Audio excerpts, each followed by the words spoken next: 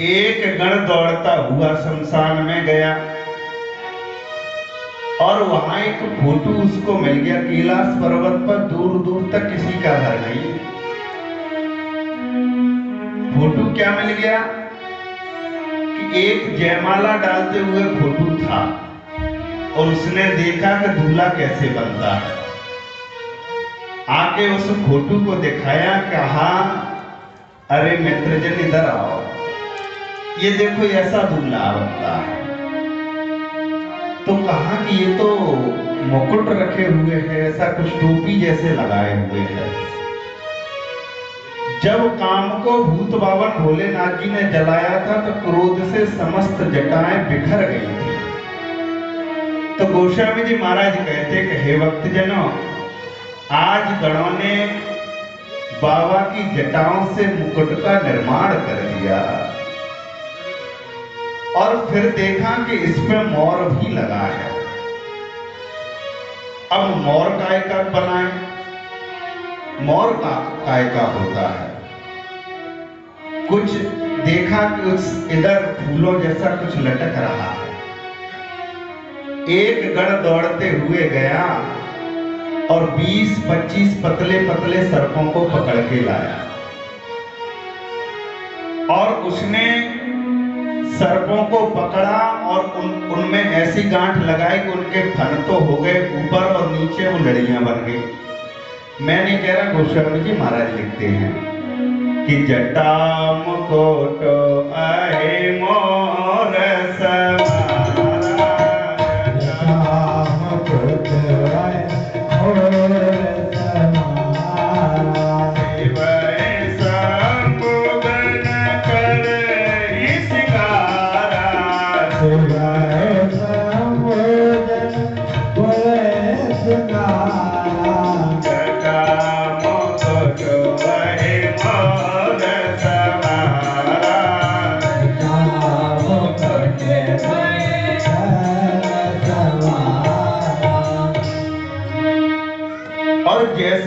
मुकुट और मोर का निर्माण हुआ, आह गण नाचने लगे। मेरा बाबा तो दूल्हे जैसा दिख रहा है। तब तक एक ने कहा कि भैया ये तो कानों में भी कुछ पहने हैं, फोटो वाला दूल्हा। तो उन्होंने कहा इनको कुंडल कहते हैं। अच्छा, और हाथ में भी कुछ बांधे हुए हैं। बोले कि इसको कंगन कहते हैं। कुंडल कंगन पहरे ब्याला, तन विभूत पटके हर छाना। एक पतला सर्प, छोटा सा सर्प लिया और दोनों कानों में लटका दिया। तब तक दूसरा गण बोला, अरे तुम पागल हो क्या? इधर तुमने हरा सर्प लटका दिया, इधर काला लटका दिया, बाबा की मैचिंग खराब हो गई है। बोली तो फिर? बोली मैचिंग तो मिलानी पड़ेगी। तो दोनों तरफ काले सर्प है। तब तक कहा कि लड़िया भी इसमें एक लटक रही है, तो बिच्छू उसमें लगा दिए। एक सर्प लिया और बाबा के हाथ पे कंगन बांध दिया।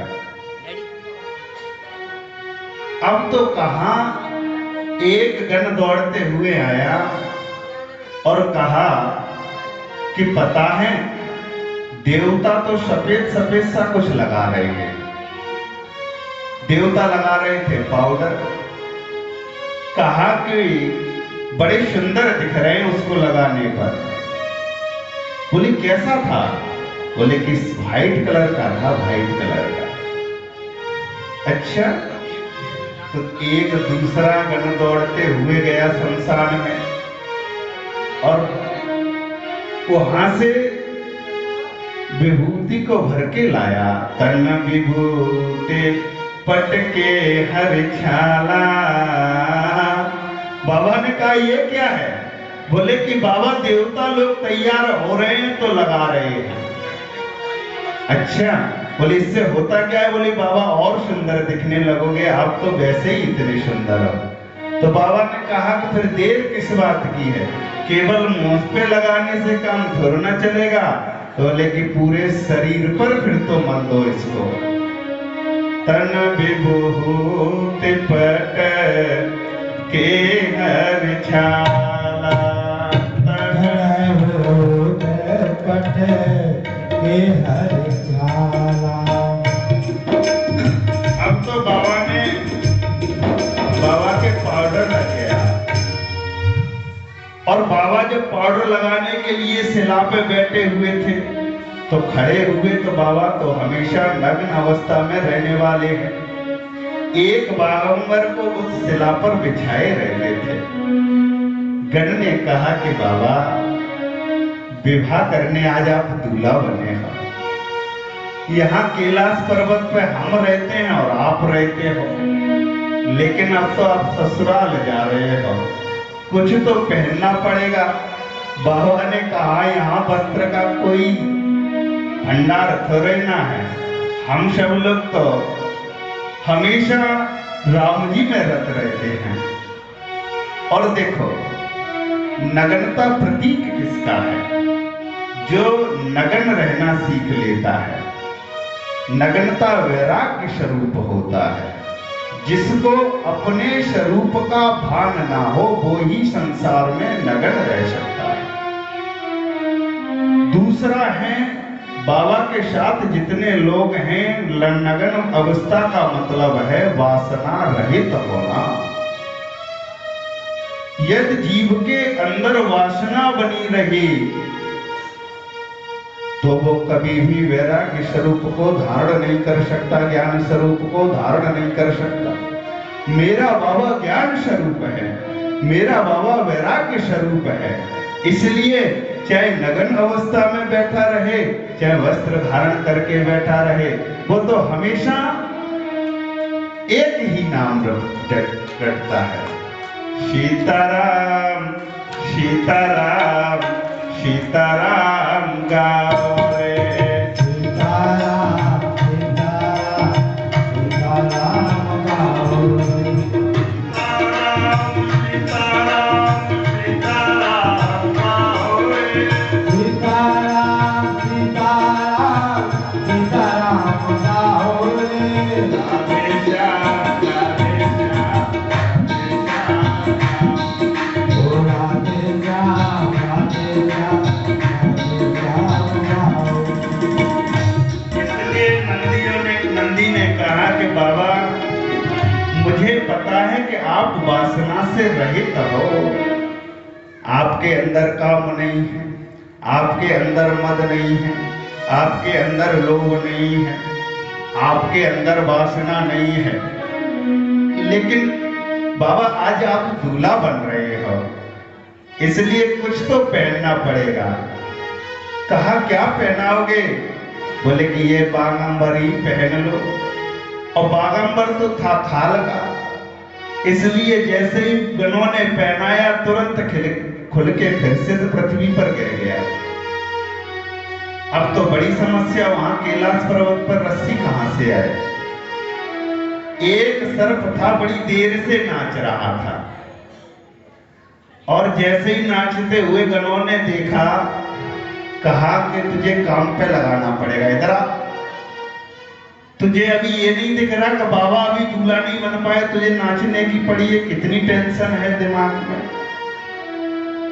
बाबा को जैसे तैसे वस्त्र पहनाया, वो भी खुल गया और तुझे नाचने की पड़ी है। सर्प ने कहा फिर हमको क्या काम देने वाले हो?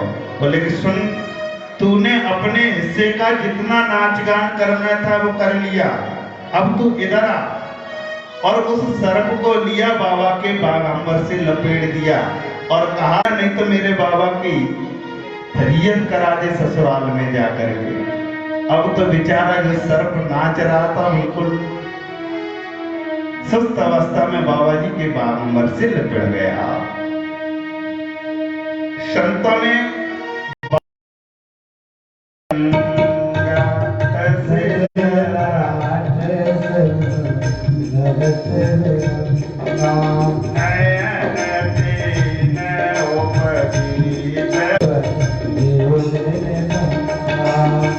कहा कि मेरे बाबा के मस्तक पर द्वितीया का चंद्रमा सुशोभित हो रहा है और जटाओं से मां गंगा प्रवाहित हो रही है और 3 नेत्र है मेरे बाबा के।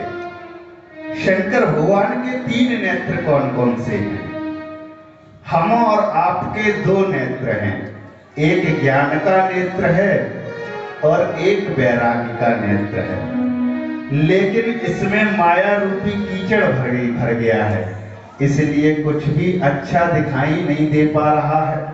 और शंकर भगवान के 3 नेत्र हैं, एक ज्ञान का नेत्र है, एक वैराग्य का नेत्र है और एक भक्ति का नेत्र है।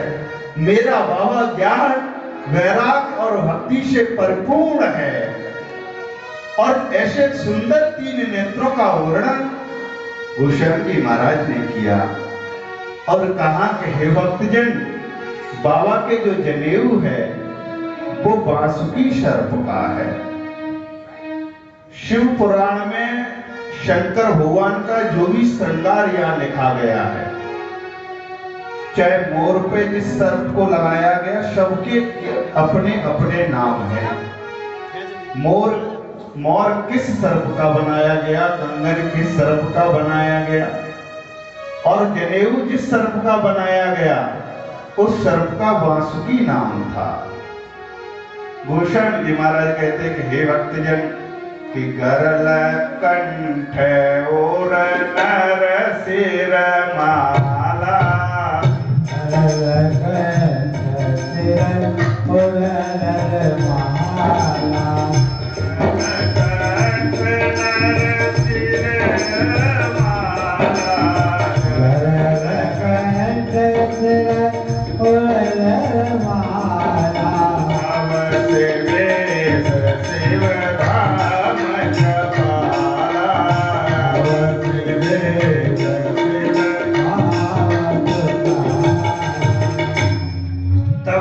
एक गण गया कि सारा श्रृंगार बाबा का पूर्ण हो चुका है, लेकिन माला की व्यवस्था तुमने अभी तक नहीं कर पाए।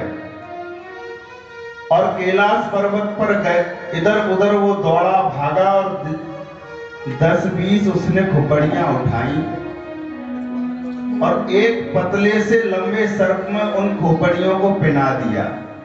गोस्वामी जी महाराज लिखते हैं कि गरल कंठ नर सिर उर्माला, और नरमुंडों की माला को बाबा के हृदय पर धारण करा लिया और बाबा के कंठ में विष भरा हुआ है।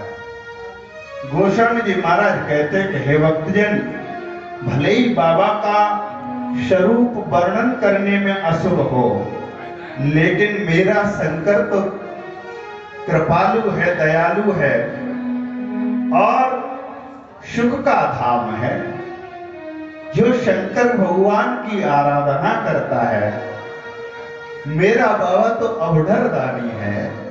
आशुतोष तुम अवढर दानी, आशुतोष तुम अवढर दानी, आशुतोष तुम अवढर दानी, आशुतोष तुम अवढर दानी, आरते हर दीन जनु जानी, आरते हर दीन जनु जानी। बाबा के एक हाथ में त्रिशूल है और एक हाथ में डमरू है, और बाबा आज उल्टे